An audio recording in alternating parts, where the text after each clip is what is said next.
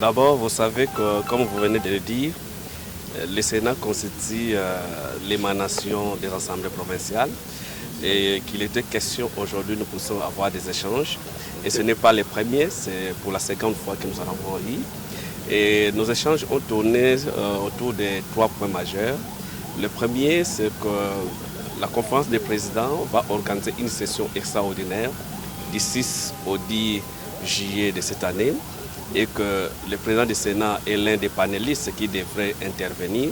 Nous sommes venus lui remettre l'invitation officiellement.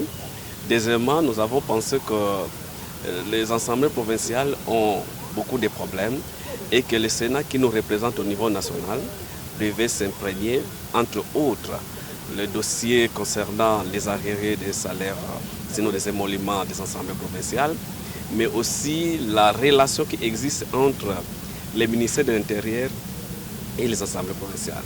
Vous allez vous rendre compte que chaque semaine, au moins, on a un message officiel du ministre de l'Intérieur et pourtant, les assemblées provinciales sont régies par la Constitution qui reconnaît l'autonomie de gestion et administrative des provinces.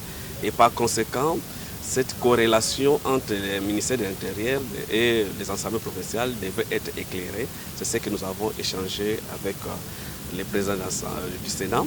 Et aussi, nous avons abordé la question, vous savez qu'aujourd'hui, il s'agit de la révision ou le changement de la Constitution. Les assemblées provinciales constituent 780 députés provinciaux.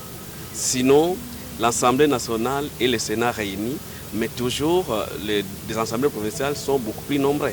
Donc c'est une donne qu'on ne pouvait pas négliger et que nous devons être pris en compte. C'est dans ce cadre-là que nous avons échangé quelle sera la contribution des assemblées provinciales, quelle sensibilisation nous pouvons porter et quel accompagnement que nous pouvons porter pour la stabilité de notre pays. Et surtout, nous n'avons pas oublié la guerre qui sévit dans l'est de notre pays et aussi comment accompagner le chef de l'État dans sa vision, dans ses orientations.